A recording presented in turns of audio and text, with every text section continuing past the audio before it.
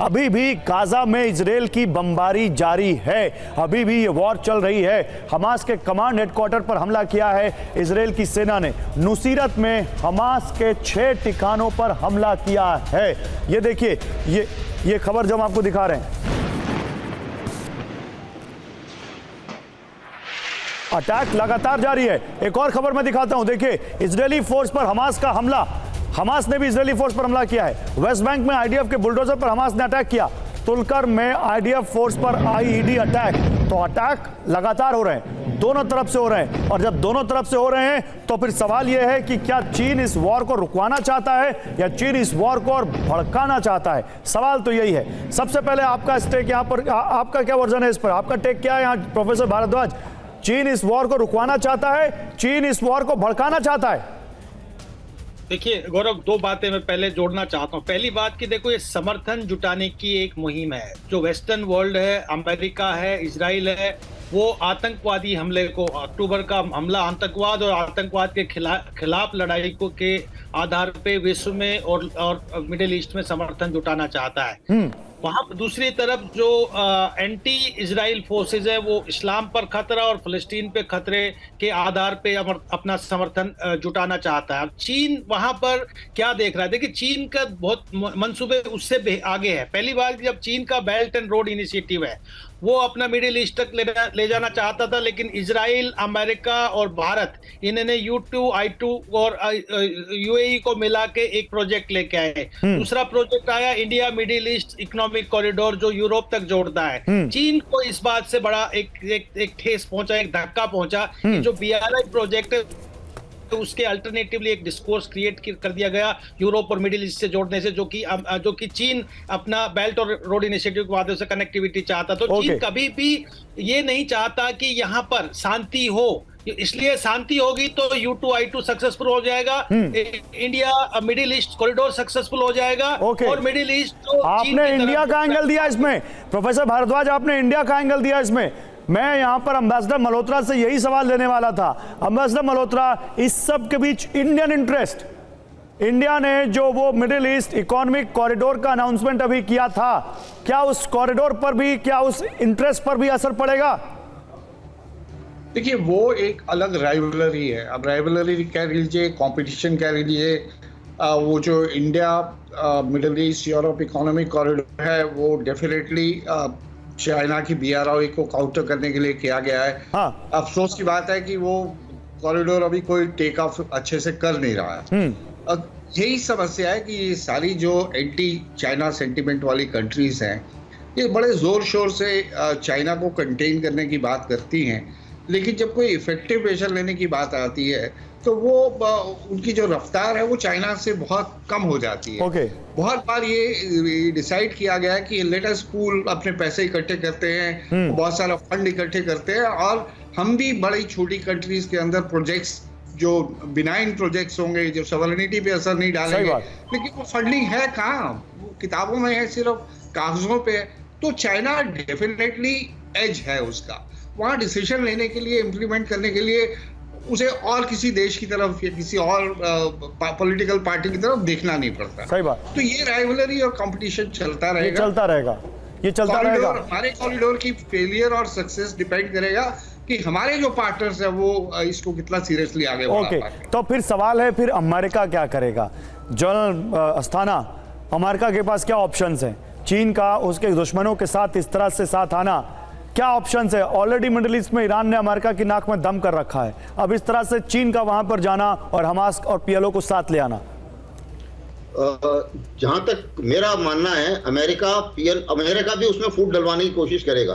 अभी ये समझौता हो गया है, इसके बाद में अमेरिका जाहिर है कि कुछ ना कुछ ऐसी चीज करेगा कि ये दोनों अलग हो जाएं, और पैलेस्टीनियन अथॉरिटीज जो है PA, उनमें अब्बास में, उनमें भी काफी लालची बैठे हुए हैं, और किसी ना किसी को लालच देके वो भी एक कोई नया आदमी खड़ा कर सकते हैं। तो ये मुझे लगता है कि नहीं, आपने जो बोला, मैं इसमें एक चीज जोड़ दूं। हमास तो लगातार यही कहता रहा था 2006 में कि ये वेस्ट बैंक वाले इजराइल के साथ खड़े हैं, अमेरिका के साथ खड़े हैं, और हमास को लेकर ये कहते रहे PLO वाले कि इनकी वजह से देखो हमारे यहाँ क्या हो रहा है।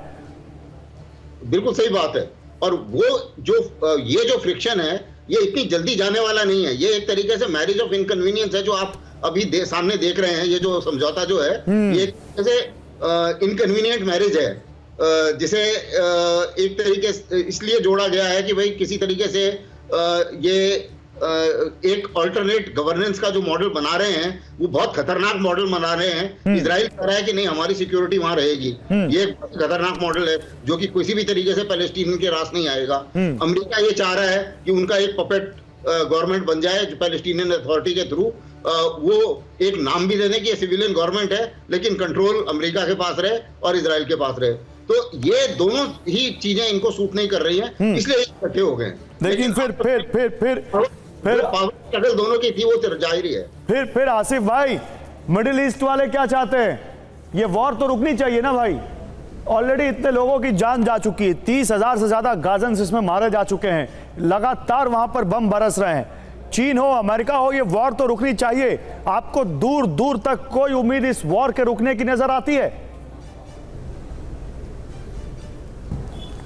गौरव भाई, आपकी बात बिल्कुल सही है कि ये वॉर रुकनी चाहिए। मिडिल ईस्ट भी यही चाहता है, जितने भी सेंसिबल नेशंस हैं वो सब यही चाहते हैं, क्योंकि जो मासूमों की जानें जा रही हैं वो रुकनी चाहिए। और अगर चीन के इस बीजिंग जो अभी इनके बीच जो एग्रीमेंट हुआ है, डिक्लेरेशन हुआ है, अगर 1% भी ये उस डायरेक्शन में चला और इसमें कामयाबी मिलती नज़र आई तो वॉर अगर रुक जाए तो इससे बड़ा कोई कहते हैं राहत की कोई बात उस इलाके के लिए नहीं हो सकती, क्योंकि सब ये चाह रहे हैं कि ये वॉर रुके। लेकिन चीन की जो अपनी मंशा होती है ये समझना ज़रूरी है कि क्या उसकी अभी ये मंशा है कि ये वॉर ही रुके, या अगर दूसरी मंशा भी है और अगर वॉर रुकने में चाहे 2 महीने, 4 महीने, 6 महीने में कामयाबी मिलती है, जो अभी आपने देखा कि अमेरिका का रिएक्शन क्या हुआ, इजराइल का क्या रिएक्शन हुआ, ये कोई आसान काम नहीं है, ये इश्क नहीं, आसान वाली बात है, बस इतना समझ लीजिए। एक आग का दरिया है और आग का जलजला है भाई, ये जो हो रहा है। लेकिन जब हम आगे और जलजला है और वहां पे जाने में अगर मैं फिर भी कहता हूं कि 1% अगर बीजिंग की इंटेंशन को हम ऐसे समझते हैं तो कोशिश तो अच्छी है। और इस कोशिश में अगर ये कोई भी कामयाबी 10, 15, 20% भी मिल जाए तो गाजा के अंदर जो हालात है, जो आपने की है, वो लोग उन देशों की पावरफुल सत्ता पर बैठे हैं जो इस वॉर को रुकवा सकते हैं, क्योंकि खबरें तो कुछ और कह रही हैं। देखिए अगली खबर क्या कह रही है। इजराइल पर बहुत बड़े हमले की तैयारी में है हूती। यरूशलेम पर कब्जे की तैयारी कर रहा है हूती। देख रहे हैं आप, यरूशलेम पर ग्राउंड ऑपरेशन की तैयारी में है हूती। हूती ने की यरूशलेम पर कब्जे की वॉर ड्रिल। बीजिंग डिक्लेरेशन में भी यरूशलेम का जिक्र है। गाजा, वेस्ट बैंक और यरूशलेम 3 ब्लॉक में बांटने की फिलिस्तीन का जिक्र है और उसमें कहा गया कि धीरे धीरे इन पर पोस्ट वॉर काम किया जाएगा। यह भी कहा गया, इलेक्शंस तक की बात कही गई है यहां पर। देखिए एक और बड़ी खबर है, अंडरग्राउंड बेस से निकले हूती के लड़ाके। एक और खबर देखिए, इजरायली फौजियों की तरह यूनिफॉर्म में दिखे हैं हूती लड़ाके। डमी इजरायली बेस पर हमला करते दिखे हैं हूती लड़ाके। इजरायली बेस पर कब्जे की तैयारी करते दिखे हैं हूती लड़ाके। जनरल वेस्टर्न, सवाल मेरा यही है, केवल अब हमास इस वॉर में एक पार्टी नहीं रह गया है, अब इसमें हिजबुल्लाह भी है, इसमें हूती भी है। तो केवल बीजिंग में अगर हमास और फिलिस्तीन वेस्ट बैंक के प्रशासक अगर मिल जाते हैं और मान लीजिए वो एक बार को इस वॉर में चीन कुछ कर लेता है, बात कर लेता है, कुछ हो जाता है, वॉर वो गाजा में रुक जाती है, लेकिन क्या हिजबुल्लाह और हूती रुकेंगे? देखिए पहली बात तो मेरे को लगता है ये वॉर ही नहीं रुकेगा। कारण ये है, इसको एक ही शख्स रोक सकता है, वो है प्राइम मिनिस्टर नेतन्याहू। अमेरिका जब देश प्रेसिडेंट बाइडेन का भी प्रेशर उन पर कामयाब नहीं हुआ है और वो अपने मिशन इरादे में बहुत क्लियर है कि हमास को खत्म करना है। अब उनकी मंशा है, वो कैसे खत्म करे, कब तक करे, लड़ाई उनके ऊपर है। जहां तक हूती का सवाल है, देखिए ये जो सिंबॉलिक ड्रिल्स कर रहे हैं, पहली बात वहां कोई डायरेक्ट लैंड कनेक्टिविटी नहीं है। और जेरूसलम जहां तक की सवाल है, आप देखिए प्रेसिडेंट ट्रंप जब वो प्रेसिडेंट थे, उन्होंने टेल अवीव से यूएस एम्बेसी को मूव किया था जेरूसलम में, और वो भी एक बहुत बड़ी इश्यू है और वो रहेगी। तो जेरूसलम तो इतना एक रिलीजियस इंपॉर्टेंट पॉइंट व्यू है, कल्चरली इंपॉर्टेंट है ये दोनों के लिए, तीनों धर्म के लिए। तो वहां पर तो ये हूती अगर सोच रहे हैं उसको जाके कब्जा कर सकते हैं, वो असंभव है, वो सिर्फ सिंबॉलिक है। हूती सिर्फ यही मिसाइल्स वगैरह दाग सकते हैं, ये लड़ाई लंबी चढ़ेगी। तो ये जो पूरा एक कोशिश कर रहा है बीजिंग, ये सिर्फ विश्व में दिखाना चाहता है कि मैं भी कुछ हूँ, कर सकता हूँ। ठीक है उसने रशिया यूक्रेन में भी फेल हो गया, उसने कोशिश की थी कई जगह। मैं आपको बता रहा हूँ, अफगानिस्तान में मेरे को याद है जब ये वहाँ पर यूएस कतार टॉक्स होती थी, बीजिंग ने भी की थी, रशिया में भी टॉक्स हुई थी, वो सारी अनसक्सेसफुल हो गई थी। तो ये सिर्फ एक सिंबॉलिक आपने एक लाइन में सब कुछ कह दिया सर। बीजिंग में भी टॉक हुई थी, रशिया में भी टॉक हुई थी, लेकिन सब सिंबॉलिक था, सब फेल हो गया था। और यही तमाम लोग कह रहे हैं कि अभी इस बीजिंग डिक्लेरेशन पर ठीक उसी तरह भरोसा कर सकते हैं जैसा चाइनीज सामान होता है, चले तो चांद तक नहीं तो रात तक। अब देखते हैं बीजिंग डिक्लेरेशन से क्या निकल कर आता है सर।